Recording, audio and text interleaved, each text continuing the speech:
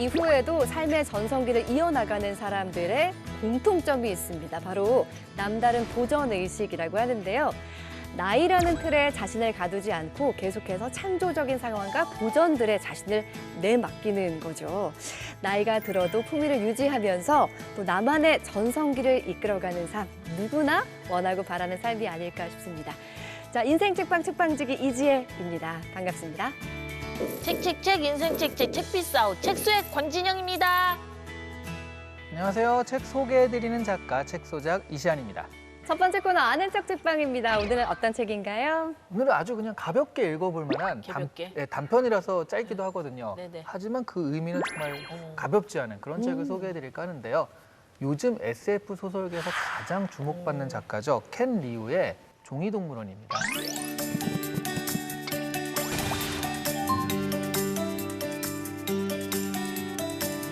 종이 또 하면은 이게 또 우리 색종이 접기 많이 하잖아. 네. 그리고 막 나 때는 말이야 옛날에 그 왜 하갈 1000개 접거나 맞아요. 1000개 종이야, 접으면 종이야. 네. 사랑이 이루어진다 그래갖고 우리 막 이만한 병을 하나씩 접고 막 그랬잖아요. 근데 라떼는 마리아가 아니라 저는 지금도 아이들하고 뭐 색종이, 양면 색종이 500장 이렇게 두고서 오. 매일 그 종이 접기 하고 있어요. 그러니까 뭐 개구리도 접을 수 있고 별거 다 접잖아요, 맞아요. 사실. 근데 이 소설이 바로 그 이지 아나운서 같은 그런 거에서 시작을 하는 거예요. 네. 그게 뭐냐면 아들을 위해서 종이 접기를 해주는 어머니. 음. 예, 이게 아는 척 첫 번째 포인트입니다.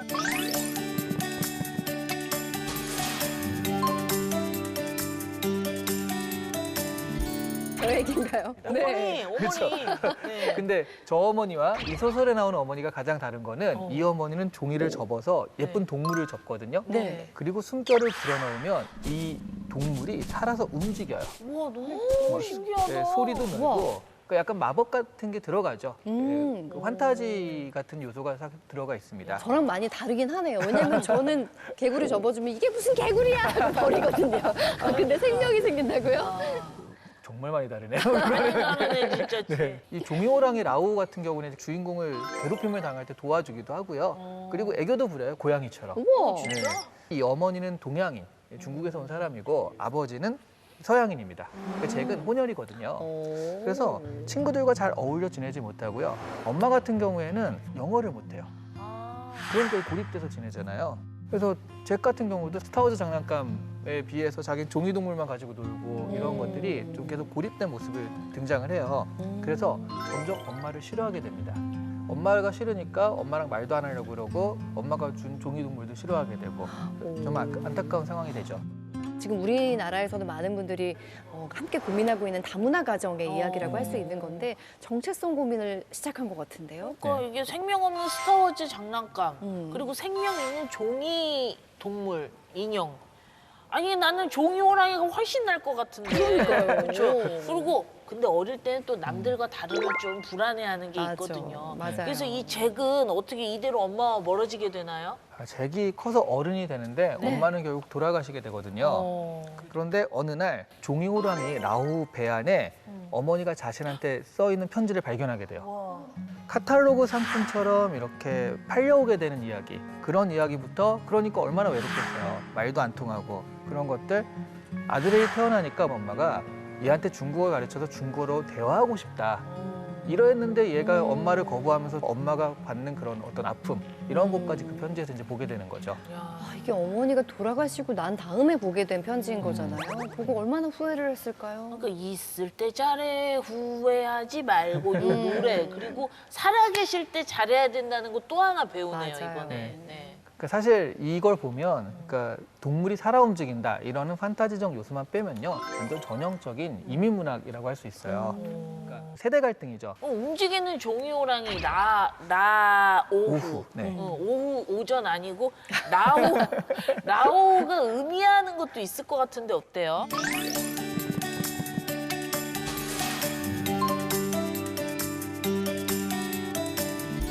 일단 라오가 중국어로 호랑이잖아요. 그렇죠, 그렇죠. 네. 종이 동물의 생명을 불어넣는 마법이라는 게 사실은 이게 굉장히 중국적입니다.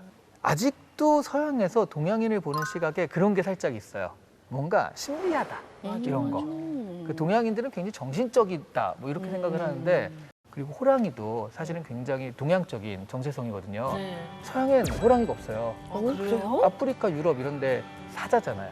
그러네요. 백두산 호랑이. 그렇죠. 네. 시베리아 호랑이라든가.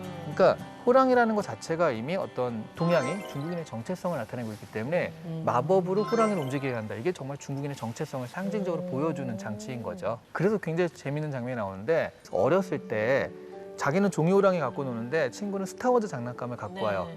그 친구의 스타워즈 장난감, 그 종이 호랑이를 가지고 놀다가 네. 친구의 스타워즈 장난감을 좀 부수게 되거든요. 네. 화가 난 그 친구가 종이 호랑이를 찢어버리죠. 아이고야. 이거 문화 대립이네. 그렇죠, 그렇죠. 이중간에 네. 지금. 그러니까 네. 이게 스타워즈는 전형적인 미국 문화입니다. 오. 그러니까 미국의 건국 신화 그 자체가 여기 들어가 있어서 여기서 미국과의 그 어떤 부딪힘이 그대로 보여주는 게 이 장면이었던 거죠. 근데 잭이 종이 호랑이가 맥없이 찢어졌으니까 굉장히 좌절했을 것 같아요. 종이 호랑이가 찢어진 일을 계기로요. 어머니한테 이 사건을 계기로 문을 완전히 닫습니다. 마음의 문을 닫고요. 아이고. 아버지가 잭한테 스타워즈 장난감을 사줘요. 그러면서 이제 말하자면 동양 싫어, 서양 문화로 내가 갈 거야 라는 어떤 그런 상징적인 사건을 보여주게 되죠. 그래도 좀 늦긴 했지만 어머니 편지를 발견했잖아요. 그 이후엔 좀 달라지지 않았을까요? 아무리 부정해도 어쨌든 나는 두 문화에 걸쳐진 사람일 수밖에 없다는 걸 깨닫게 되는 거거든요. 이 이야기가 작가의 자전적인 경험이 좀 녹아 있는 것 같은데 네. 작가의 이야기가 혹시 아닐까요?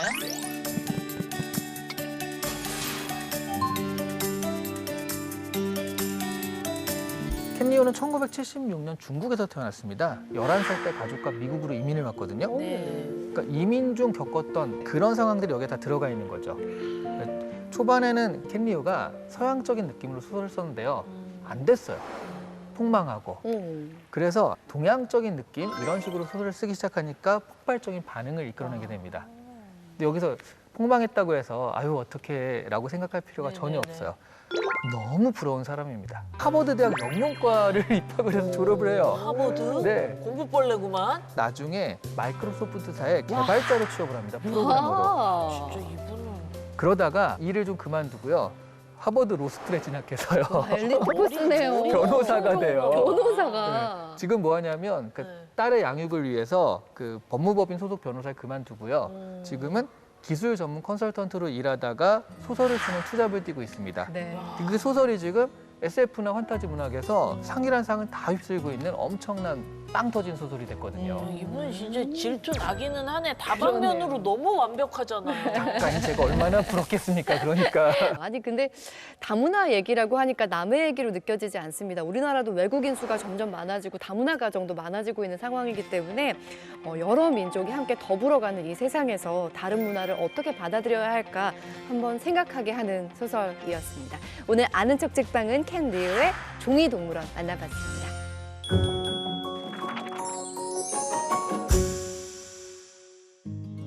책과 인생 이야기 함께하는 인생 책방 오늘 모실 주인공은요. 대한민국 만화계의 대부이자 살아있는 전설 이현세 만화가님 나오셨습니다. 어서 오세요. 안녕하세요. 반갑습니다. 네, 반갑습니다. 네.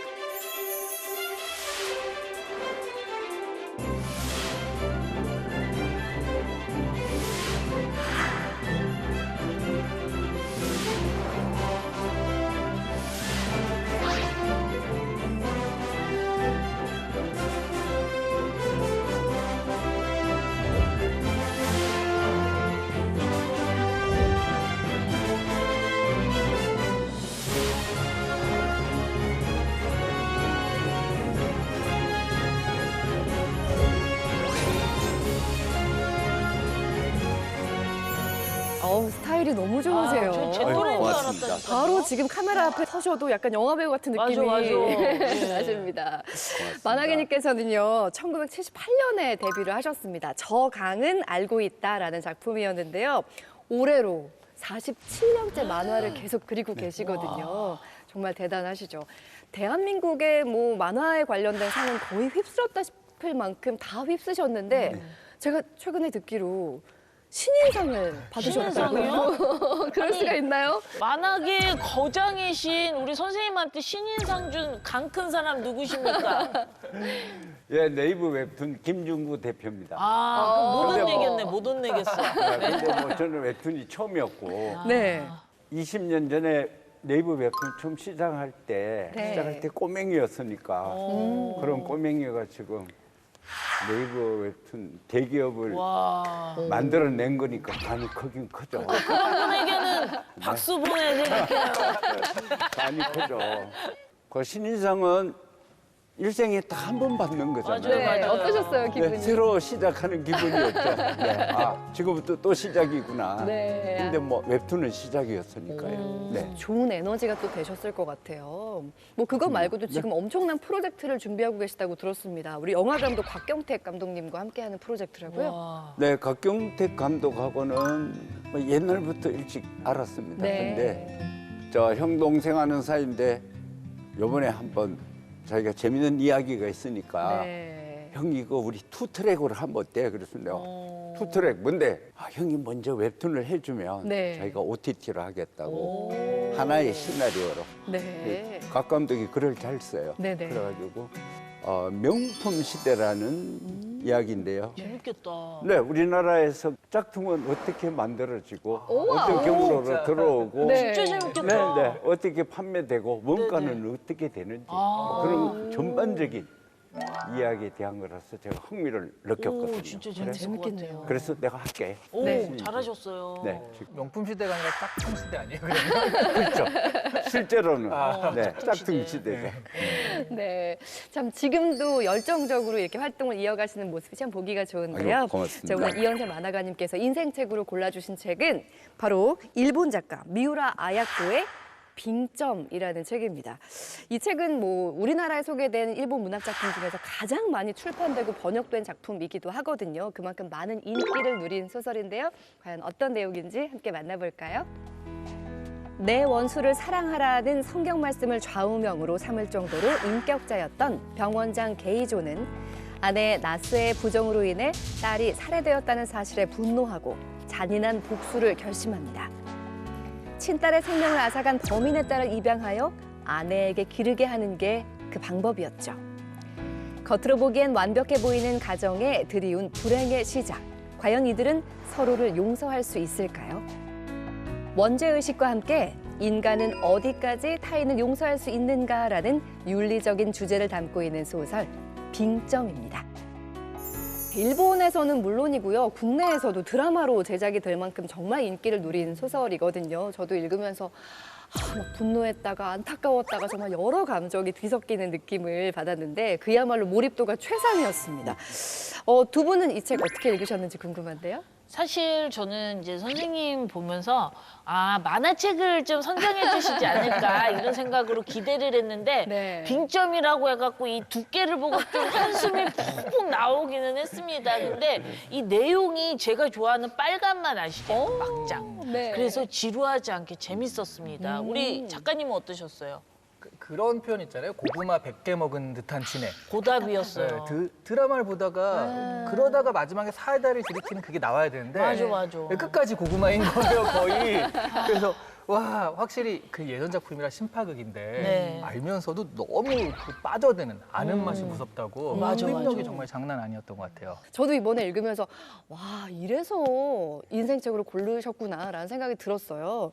근데 이 책을 처음 접하신 건 언제일까요? 두 번이라고 해야 되는데요. 네. 처음 접한 건 중학교 때예요. 중학교 때요? 우리 연애 소설이 유행했었거든요. 네. 그래서 찾다가 이 빙점이 우연히 걸린 거예요.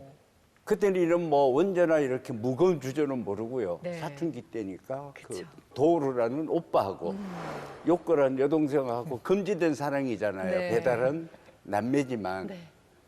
거기에 훅 빠져가지고 그냥 금지된 사랑을 하는 사춘기 소녀의 이야기로만 알았거든요. 그리고 결혼하고 우연히요. 누구나 왜 그런 게 오잖아요. 갑자기 그 앞에 작업을 했던 게 내가 뭘 하고 있었던 거지? 라는 생각이 들면서 쓰레기같이 생각이 되는 거예요.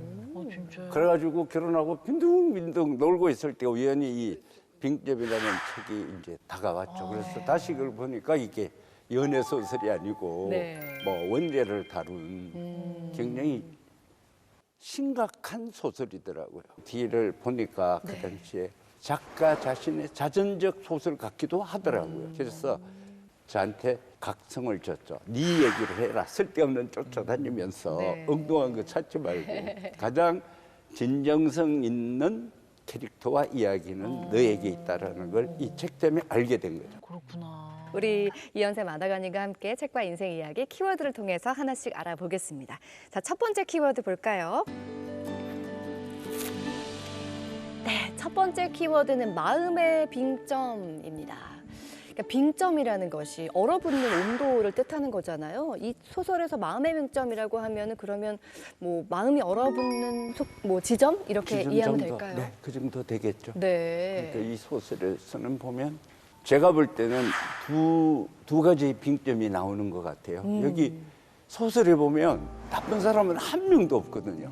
그런데 전부 사랑 때문에 사랑받고 싶고 사랑하고 싶어서 미워하고 정오하고 그러다 보면 배신하게 되고 분노하고 결국 복수하는 얘기거든요. 전 인물이 다 그래요. 네.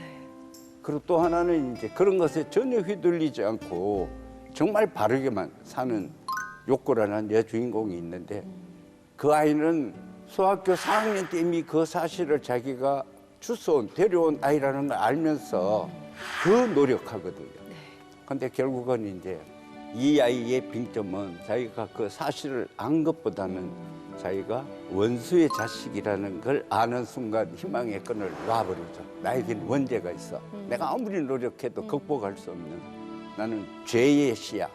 라고 하면서 살려고 하는 희망을 놔버릴 때 마음이 얼어버리는 거예요. 그래서 두 가지 빙점이 존재하는 것 같아요. 이 소설에는. 그 말씀하셨지만 아내에 대한 복수로 딸을 죽인 범인의 딸을 입양해서 아내에게 키우게 하는 거였던 거잖아요. 근데 진짜 이 설정 자체가 너무나 파격적이었어요. 네. 지금도 그런데 그 당시는 그렇죠. 어떻게 맞아, 했어요? 맞아. 가장 좀 인상적으로 기억 남는 스토리가 있을까요? 모두가 다 알고 있는 거예요. 네. 저 아이가 자기들하고는 다른 곳에서 온 아이고 그 살인자의 딸이고 모든 걸 알고 있는데 이 주인공만 모르잖아요. 그러니까 다들 알면서도 우리나라 막장 드라마 같으면 중간에 한 번씩 터뜨리잖아요. 네. 끝까지 안 터뜨리는 거예요. 그리고 주인공을 꼭 늑대 우리 속에 넣어놓은 병아리처럼 그렇게 쫙 쬐 들어가니까 그 긴장감이 최고였던 것 같아요. 이 소설의 최고 백미는 긴장감. 이 소설에서 요코가 정말 가장 인상적인 캐릭터가 아닐까 싶어요. 어머니의 뭐 갖은 학대와 질투, 증오를 견디면서도 굉장히 밝게 자라거든요. 굉장히 이상적인 그러니까 캐릭터입니다. 이 욕구를 보면서 생각나는 노래가 있어요. 네. I want to. 외로워도 슬퍼도 나는 안 울어. 이 되게 노래가- 외로워 보이세요. 아니 그런데 코러스를 좀 넣어줘야지. 참.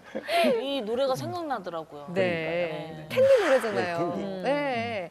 근데 요코가 졸업식 답사에서 이런 얘기를 합니다. 울리려 하는 사람 앞에서 울면 지게 됩니다. 그럴 때일수록 웃으며 살아갈 수 있는 용기를 가져야 한다고 생각합니다. 라는 답사를 하게 되는데 근데 작가님께서는 이 소설을 읽으면서 나의 생활과 비슷하다라고 느꼈다고 들었어요. 아주 많이요. 아주 많이요. 뭐 저는 요것처럼 그렇게 험한 일을 당하지는 않았지만 일단 제가 누구나 뭐 우리 6.25 때 태어났던 사람들은 다 그 정도 사연은 절반 정도는 가지고 있을 것 같아요. 뭐 큰 집에 아버지가 돌아가셨으니까 더 이상 대를 이을 수가 없으니까 네. 그 밑에 작은 집에서 제일 큰 애를 네. 양자로 보내고 큰아버지 댁에. 네. 네. 그리고 서로 감추고 그것이 이제 빙점과 같죠. 그러니까 할머니 명령을 내린 할머니 네.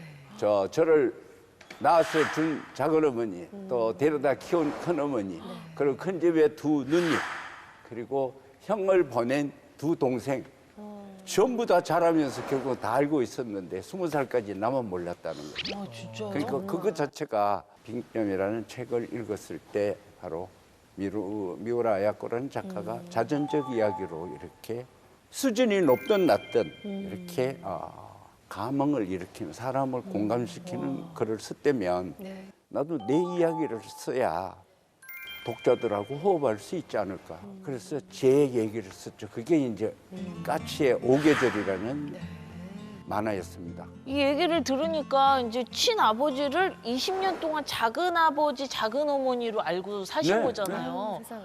방황이 굉장히 심하셨을 그렇죠. 것 같은데 어떠셨어요?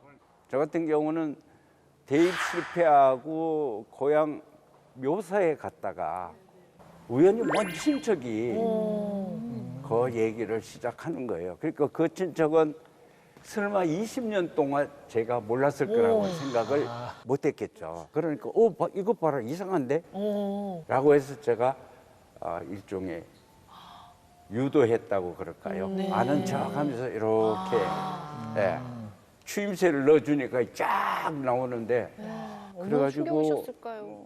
경주로 묘사 끝나고 와가지고 한 달 정도 숨만 마셨던 것 같아요.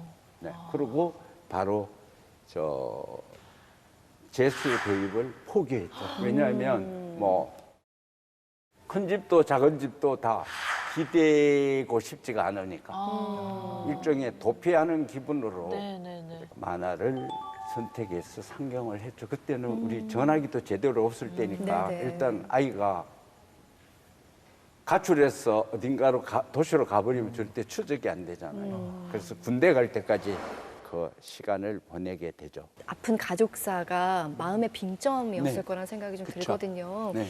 어떻게 극복을 하셨어요, 그 이후에? 군대 가서 훈련 받으니까 아무 생각이 안 나요. 몸이 힘드니까. 네, 네. 몸이 힘드니까 그냥 지쳐서 쓰러지니까 불면증이 하나도 없어지고 밤에 잠만 잘 오는 거예요. 네. 그러면서 이제 고초를 쓰고 있으니까 어느 날 이런 생각이 들더라고요. 그래, 엄마도 한 사람보다는 두 사람이 좋지 뭐. 세상에. 형제도 3명보다는 5명이 낫겠고. 군 생활이 워낙 제가 체질이 안 맞으니까 이 막 자유분방하고 가정 환경이 그러니까 약간 거친 학교 생활을 보냈는데 그 군대에 이렇게 탁 들어가 있으니까 네. 네, 세상만사 편하고 맞아 각성이 되더라고요. 다행이네요. 아주 긍정적. 네. 그리고 근거 없는 확신이라 그럴까요? 난 잘 될 거야. 근자감. 네, 난 잘 될 거야. 가족도 많고 어머니도 2분이고 할머니가 그렇게 나를 사랑하고 나를 안 다치게 이렇게 보호를 해주고 네. 가족들이 다 감싸서 내가 어떻게 자라는지만 보고 지켜봤을 거니까 네. 그래 좋아 멋있는 작가가 한번 돼보는 거지 뭐 아주 그래서 제대하기만 기다리면서 그런 트라우마 같은 걸 벗어 던질 수 있었는데요. 지금도 기억이 생생합니다. 제가 저 군대를 마치고 집에 들어갔을 때 모든 할머니 어머니들이 고선발로 뛰어나오셨어요. 살아있었다 이러면서. 자, 두 번째 키워드 한번 만나볼까요? 자, 이현세 만화가님의 책과 인생 이야기 두 번째 이야기는 이 얘기 빼놓을 수 없죠. 까치의 탄생입니다. 공포 외행구단에 까치가 나오는데 네. 오늘 그 말씀해 주셨거든요. 거기서 까치 5계절. 네. 거기서 맞아. 이제 그 캐릭터가 나왔고 본인의 캐릭터다. 저는 사실 그거보다 뭐가 더 궁금하냐면 까치가 잘 된 데는 까치만 있는 게 아니에요. 엄지랑 마동탁이 있었습니다. 맞아. 네. 엄지랑 이 마동탁. 캐릭터도 엄청 탄탄한 캐릭터거든요. 근데 모르는 사람 없잖아요. 네네네. 그래서 엄지와 마동탁 캐릭터도 뭐 이렇게 나온 건지 그게 좀 궁금하긴 해요. 보통 저 기자분들이나 독자들이 물을 때 까치와 마동탕을 분리시켜가지고 조건에서 저한테 묻거든요. 그럼 저는 그때 항상 그렇게 얘기하죠. 까치의 외형은 춥고 배고프고 외롭고 혁명을 원하는 그런 외형이고 마동탁은 스마트하고 모든 걸 다 가지고 있고 자기 걸 끝까지 지키려고 하는 보수적 성향이 있는 아이다라고 되어 있는데 내면으로 들어가면 이은서라는 작가의 빛과 그림자예요. 제가 바라는 행동을 하지 못하는 양심 그 이상은 까치에게 가서 까치 보고 그런 실현을 하게 하죠. 그러니까 불가능한 걸 알아도 정의를 위해서 친구를 위해서 어떤 신념을 위해서 부서지더라도 가서 부딪혀라는 게 그 캐릭터면 그림자 잘 살고 싶고 이쁜 여자하고 결혼하고 싶고 공부도 1등하고 싶고 운동도 1등하고 싶고 자기 누구에게 하나도 지고 싶지 않은 그런 욕망 덩어리는 마동탁에게 준 거죠. 그러니까 그렇게 빛과 그림자로 나눠 놓고 이걸 이야기를 전개시키니까 제가 글을 쓰거나 그림을 그릴 때 너무 편한 거죠. 진짜 그러네요. 내 이상은 까치. 그러네요. 네, 내 욕망은 마동탁. 둘 다를 이해할 수 있는 거잖아요. 네. 실제로는 둘 다가 제 모습인 네. 거죠. 이상과 욕망. 그러니까요. 근데 모든 사람이 그렇지 않을까요? 네, 이렇게 이현세 만화가님의 단단한 토대가 있었기 때문에 네. 지금 K 애니메이션이 전 세계적으로도 인정을 받고 있습니다. 웹툰이 영상 콘텐츠로서 원작이 되고 있을 만큼 문화 산업에서 굉장히 큰 비중을 네네. 차지하고 있거든요. 우리 만화가님께서 만화를 시작하실 때는 지금 같은 상황이 아니었어요. 뭔가 좀 홀대받고 뭐 그랬던 시절이죠. 굉장히 암담했죠. 네. 최악의 순간이 언젠가 하면 이제 80년이에요. 쿠데타 일어나고 네. 국보위가 만들어졌을 때 국보위가 첫 번째 한 작업이 뭐냐면 총칼로 통치를 할 때 네. 국민들한테 뭔가를 줘야만이 이거를 끌고 갈 수 있잖아요.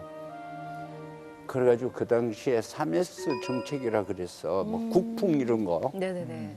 그거 막 밀어주고 스포츠 프로야구 밀어주고 국보에서 다음 또 국민들이 제일 싫어하는 것 애들 공부에 방해가 된다고 만화를 제일 싫어하는데요. 어머. 그럼 만화 없애버려 이렇게 이제 오다가 떨어진 거죠. 근데 이제 그 당시에 만화 관련해서 종사하고 살고 있는 사람들이 통계를 보면 한 30만 명 정도가 나왔습니다. 네. 뭐 만화 작가, 출판, 네. 인쇄, 제본, 총판, 그다음에 외무, 대본소 주인. 네. 30만 명이면 좀 너무 많지 않아? 네. 그럼 이 작가들을 좀 손봐야 되겠네. 이래가지고 우리가 어머나. 8월 초순에 안기부에 전부 집합돼 갔죠. 말도 다 안 와 되네요. 있어. 네. 그 마당에 대한민국 만화가들이 다 모인 거죠. 세상에. 버슬비는 추적추적 오는데 거기에서 우리가 이제 자정결의를 했죠. 그 자정결의가 되게 황당하죠. 뭐 이런 거예요. 예를 들면 하나 우리는 국정에 역행하는 만화를 그리지 않는다. 이웃 국가를 폄훼하거나 비방하는 만화를 그리지 않는다. 미풍양 속에 어긋나는 만화를 그리지 않는다. 뭐 이런 거예요. 아주 애매한 거죠. 네. 그래가지고 동화는 분명히 콩쥐 팥쥐가 나오고 헨젤과 그레텔 이런 게 다 나오는데 만화에서는 안 되는 거예요. 남녀간에 이렇게 손잡아도 안 되고 심지어 엄마하고 아들이 한 이불에서 자도 안 되고 또 경찰이 쓰라 그러는데 도둑이 담 넘어 달아나도 안 돼요. 공권력에 대한 아이고야. 도전이니까. 진짜 제약이 많았네요. 야, 불과 얼마 전 같은데 그런 일이 있었어요. 그렇죠. 그렇게 해서 우리가 이제 자정을 하고 내려오면서 이제 젊은 작가들이 길이 모여서 그때 각성을 했죠. 우리가 네. 이대로 가다가는 어린이들의 전유물이기 때문에 만화가 없을지도 줄 수 있겠다. 그래서 우리 작가들끼리 어른도 만화를 읽게 만들자. 좋다. 그렇게 시작을 한 거예요. 네. 만화도 다른 드라마나 소설처럼 남녀노소가 네. 다 즐기는 오. 장르로 만들자. 위기를 전환하신 거네요. 네. 그렇기 때문에 한국 만화계의 전설이면서 네. 또 거장이 되신 걸 텐데 근데 옆에서 뵙기에는 감사하면서도 좀 안타까운 게 너무 못 쉬고 가시는 것 같아요. 좀 쉬어드릴 시간을 드릴까요? 제가 지금부터 쉴 수 있는 시간 준비해드렸거든요. 뭐냐면 권진영의 아주 소소한 질문, 권소문 시간 준비했습니다. 네. 자, 짜잔. 대한민국 사람이라면 다 아는 네모 캐릭터 이연세 작품이다. 하나, 둘, 셋. 포도리 포순이. 포도리 아, 포순입니다. 경찰 캐릭터 네, 같아요. 한번 보여주세요. 경찰 포도리 캐릭터 지금 포순. 가장 많이 쓰고 있죠. 네네네. 어디 네. 가는 건가요? 어머, 이거. 그렇습니다. 아, 진짜요? 네, 이 포도리 포순이 캐릭터도 우리 선생님의 작품입니다. 아니 그 그림체가 너무 다른 너무 것 같은데. 귀여워요. 진짜 귀엽다, 근데. 그러니까 원래는 경찰하면 네. 좀 권위적이고 약간 좀 무서운 캐릭터인데 너무 귀엽고 사랑스럽게 표현이 돼서 어떻게 해서 이런 캐릭터를 만들어내셨는지 궁금해요. 저 경찰청에서 연락이 왔었어요. 오. 국민에게 친근한 경찰 이미지를 주고 싶다. 지금까지는 뭐 보면 뭐 주로 짭새, 데모, 진압, 전투 경찰 전부 강한 이미지니까 네네네. 이제 시민에게 가까이 가는 경찰 이미지를 갖고 싶다고 그러면서 네. 한 5가지 요구사항이 있더라고요. 그래서 거기에 맞춰서 한 게 포도리의 큰 입은 언제나 시민에게 친절할 것. 그다음에 큰 눈은 끝까지 추적해서 잡을 것. 너무 그러네요. 귀여워, 네, 그다음에 코는 동물 코는 귀여운데요? 한번 냄새를 맡으면 추적해서 기고 잡는다. 아, 그리고 의미가 큰 있네요. 귀는 잘 시민의 들으라고. 소리를 하나도 빠지지 않고 작은 한 목소리로 다 귀담아 듣겠다. 너무 그리고 귀여워요. 여기 벨트, 네. 벨트는 천칭. 네. 형평성에 맞게 어디 기울지 않고 다 공정하게. 그런 의미가 있군요. 네. 그때 이무용 총장이 요구해서 이제 만들었는데 교수님 우리 저 경찰이 그렇게 예산이 많지 않습니다. 그래서 제가 경찰 이야기를 정말 많이 했거든요. 네. 제가 경찰을 팔아서 여태까지 많이 먹고 살았으니까 캐릭터는 무료로 제가 그리겠습니다. 와. 두 번째 맞춰주세요. 이연세 만화가의 시작은 네모 만화였다. 뭘까요? 네모 만화. 이건 되게 맞추기 어려울 것 같은데요. 그쵸. 코믹 만화는 아니면 코믹 만화? 전쟁, 코믹 아니에요? 전쟁. 전쟁 만화? 자, 하나, 둘, 셋. 순정 만화였다. 아, 진짜요? 아, 진짜요? 네. 순정 만화였어요? 네. 와. 저는 사실은 이렇게 막 남자 얘기를 네, 좋아했었거든요. 그때도. 근데 집에서 도망치다시피 네네네. 서울로 상경해서 네. 만화가 협회에 가가지고 명단을 얻어가지고 네. 서울에 계신 작가 선생님들 집을 다 찾아간 거예요. 저를 문화생으로 받아주십시오. 완전 무협지 같은 거죠. 우와. 그래서 버스 토큰을 그 당시 토큰이거든요. 네네네. 양주머니에 가득 들고 있었는데 그게 다 떨어질 때까지 취업이 안 됐어요.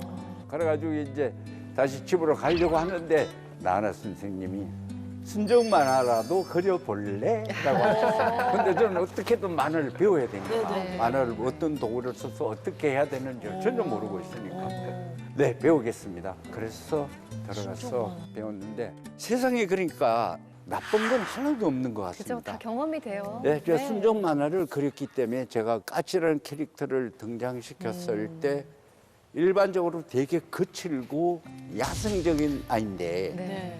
슬프거나 사랑을 느낄 때 되면 순정 만화 눈동자처럼 막 아. 눈에서 별이 막 생기고 막 이렇게 그려놓는 거거든요. 그러니까 그 거기에 또 당시에는 쓰였네요. 작가들이 그 자기 그림의 틀에서 네네. 벗어나는 걸 되게 싫어했었어요. 순정 만화도 좋은 점이 있잖아요. 그 빛나는 금방 눈물 방울이 뚝 떨어질 것 같은 그 눈은 너무 좋아. 그런 형식이 아니고는 안 되거든요. 네네. 근데 원래 그리고 싶어 했던 건 남성적인 이야기니까 네. 자연스럽게 그거를 믹스가 됐네요. 믹스하게 되더라고요. 그러니까 그 제 만화가 나왔을 때 일반 독자들이 제일 좋아했던 건 표현 능력이 넓다는 거예요. 맞아, 맞아.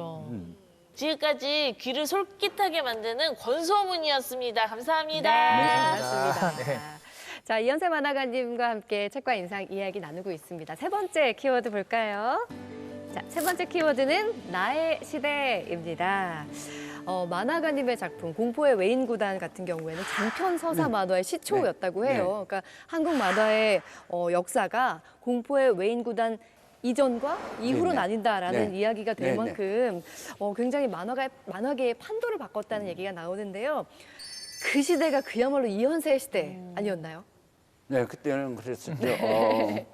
그러니까 소재하고는 별로 관계가 없었습니다. 그냥 제가 생각하고 하고 싶은 걸 하면 독자들이 다 받아줬었어요. 그러다 보니까 어떤 만화든 이현세 만화라면 소재가 없어도 산다. 그러죠. 맞아요. 예, 그리고 한동안 이현세 시대가 계속되는데 천국의 신화에서 일단 멈췄죠. 네. 다 잘 되는 건 없더라고요. 그렇죠. 네. 네. 그래서 한 6년 동안 그 40대 초반에 작품을 거의 못하고 재판을 했었죠. 근데 그것도 지나가서 보면 또 그게 제 시대예요. 제가 그렇게 투쟁을 해서 무혐의를 받아내는 그걸 계기로 그 뒤로는 이제 그런 터무니없는 공권력이 들어와서 불량 만화 작가들 막 이렇게 법 이전에 먼저 구속시켜 들어가잖아요. 그건 없어졌죠. 그것도 나의 시대라고 말씀하시는 데서 굉장히 단단함이 느껴지죠. 빛나는 시간만 내 시대는 아닌 것이다라는 그렇죠. 그것도 말씀이시죠. 제 몫이니까요. 네. 먼저 간 사람이 맞아야 될 네. 바람이죠. 정말 이현세 시대를 살다가 1997년이었나요? 그때부터는 좀 만화가 이현세 말고 학생들을 또 가르치는 입장으로 가시게 돼요. 네. 그러니까 어떻게 보면 만화 팬들과는 좀 멀어져 계셨던 시간이 아닐까 싶은데 만화계 전설 거장 이렇게 말씀을 드렸지만 갑작스럽게 그 이후에 뭐 만화 콘텐츠 시장이 많이 변하면서 좀 적응이 쉽지 않으셨을 것 같기도 해요. 아주 쉽지 않았죠. 네. 왜냐하면 재판 끝나고 나오니까 이연세는 아는데 까치 엄지 만화를 더 이상 독자들이 보고 있지 않더라고요.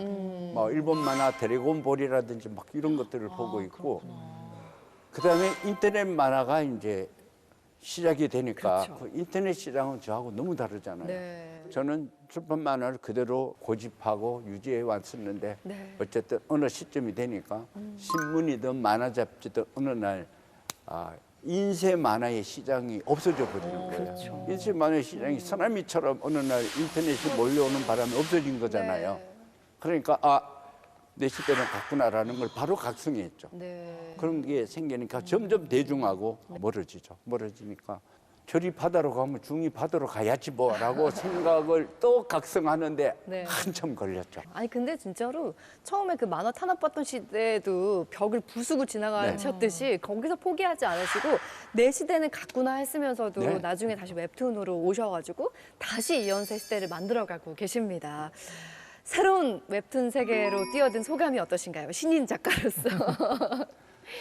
굉장히 설렌다고 봐야 되겠죠. 네. 주위를 이렇게 둘러보면 지금 제 나이에 웹툰을 그릴 수 있는 작가는 거의 없습니다. 그럼요. 저하고 제 친구 한 명만 딱 네. 있어요. 장태산이라는 친구인데 네. 2명만 지금도 날밤 새워서 마감하고 이렇게 전쟁을 하고 있는데 아직까지도 저에게 기회는 주어지는데 아직은 연재를 할 수 있는 공간이 존재하니까 그건 정말 축복이잖아요. 그럼요. 그래도 뭔가 이렇게 끊임없이 도전하신다는 게 참 대단한 것 대단하신 같아요. 것 같아요, 네. 진짜. 근데 최근에 AI랑 뭐 협업하는 프로젝트 뭐 이런 것도 추진하신다고 들었는데 너무 재밌습니다. 그거. 어느 날 선생님은 안 늙어요. 너무 신기해요, 그게. 그러게요. 네. 인공지능을 가지고 인공 지금 AI 아니에요? 아직 아닙니다. 그걸 찾아왔는데 호기심 때문에 오케이를 했어요. 네. 저는 언젠간 죽잖아요.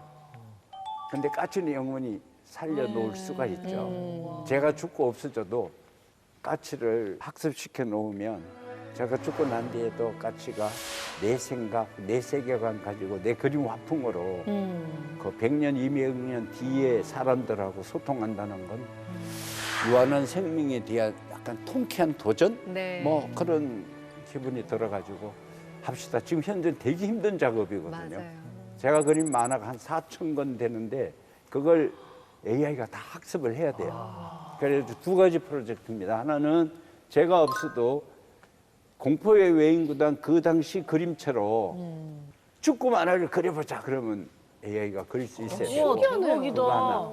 그다음에 하나는 이제 지금 인공지능을 가지고 일종의 리메이크하는 작업. 네. 옛날에 나왔던 뭐 이연세 만화를 가지고 지금의 감각으로 네. AI가 이렇게 믹스해서 다시 대단하네요. 만들어내는 작업.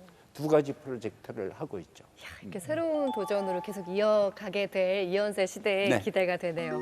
앞으로 좀 계획 있으세요? 계획은 책상 위에서 만화를 계속 그리다가 죽었으면 좋겠습니다. 그 외에는 뭐 제가 내년에는 어떤 또 호기심을 가질지는 네. 사실 모르겠거든요. 지금 일단은 블루 엔젤을 다시 살려볼 생각을 가지고 있습니다. 요즘 다크한 세상의 여성 히어로가 요즘 유행이니까. 네. 기대가 됩니다. 자, 오늘 인생책으로 골라주신 미우라 아야코의 빙점을 통해서 전하고 싶은 메시지가 있다면 어떤 걸까요? 저한테 보낸 메시지인데요. 책에 길이 있다라고 말씀을 드리고 싶어요. 저 같은 네. 경우는 빙점이라는 책 하나 때문에 거기에서 제가 각성을 했고 그 뒤에 이제 이 빙점이 어떤 이야기고 무슨 메시지를 주느냐가 그 뒤에 생긴 거. 저는 개인적으로는 빙점으로 인해서 제가 어떤 만화를 그려야 되겠다. 내 얘기를 해야 되겠어. 네. 그리고 선명한 캐릭터가 없으면 작품은 쓰레기야. 그리고 개개인 등장하는 모든 인물들을 그렇게 입체적으로 표현해 줬을 때 이야기는 그냥 집안에서 벌어지는 일만 기록을 해 나가도 이 이야기는 굉장히 긴장되고 재미있는 이야기가 될 수 있어라는 걸 알려줬으니까 누구에게나 모든 분들이 그런 생각을 가지고 책을 가깝게 네. 했으면 좋겠어요. 언제 제가 빙점을 만났듯이 그런 네. 멘토를 만날지는 모르겠지만 맞습니다. 책 속에 길이 있다. 그 책을 만나기 위해서 열심히 또 읽어봐야겠네요. 그렇죠.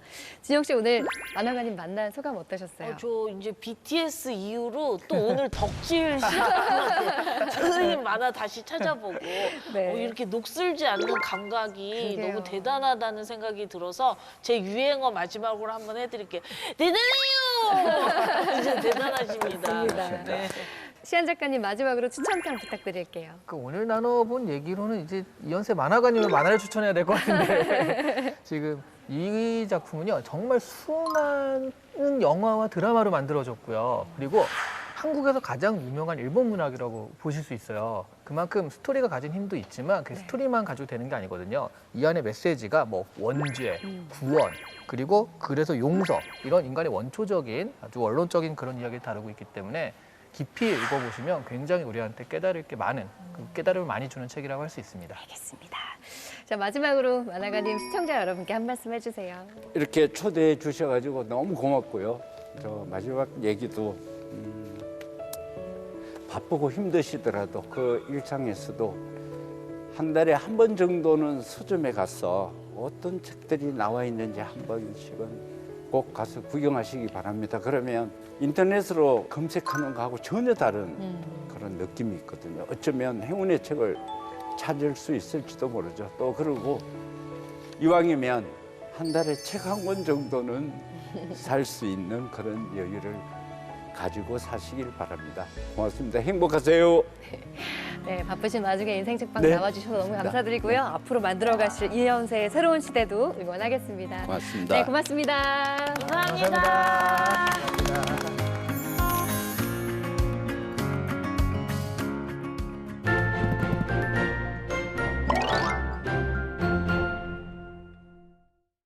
안녕하세요, 홍재경입니다. 막상 책을 읽겠다고 결심해도 어느새 흐지부지 책과 멀어지게 되는 경우가 많은데요.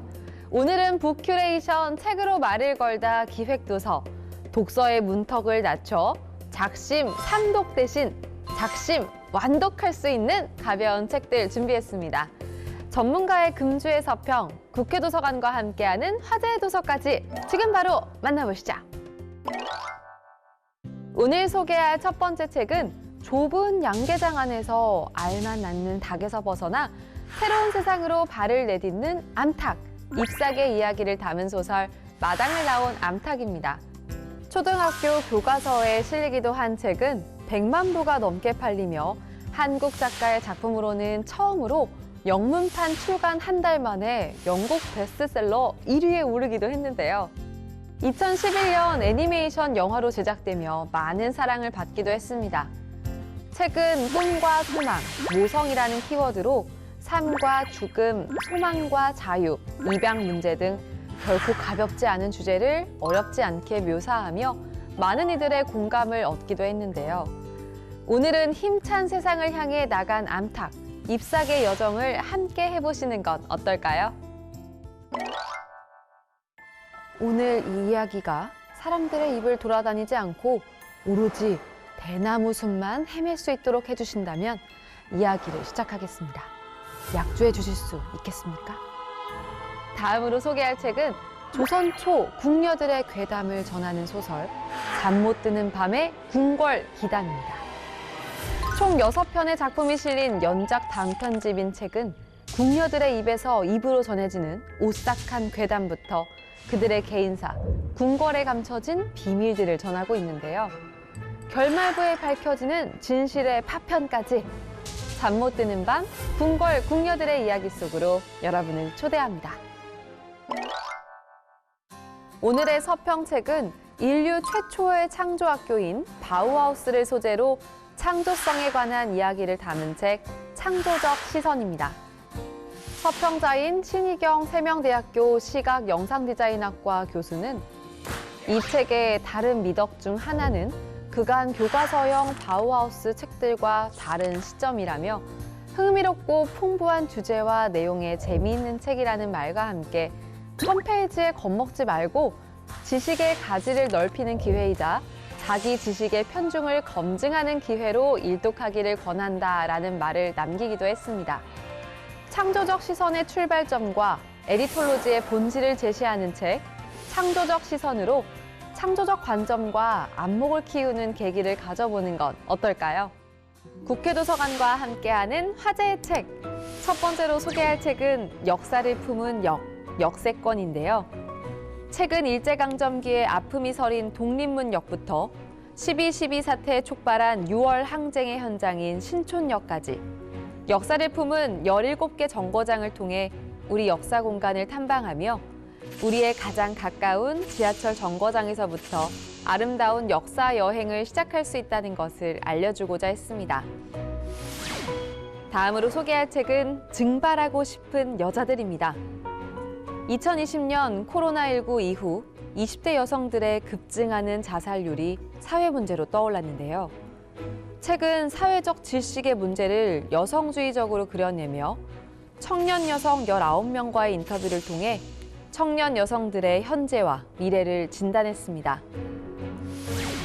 마지막으로 소개할 화제의 책은 종교는 달라도 인생의 고민은 같다인데요.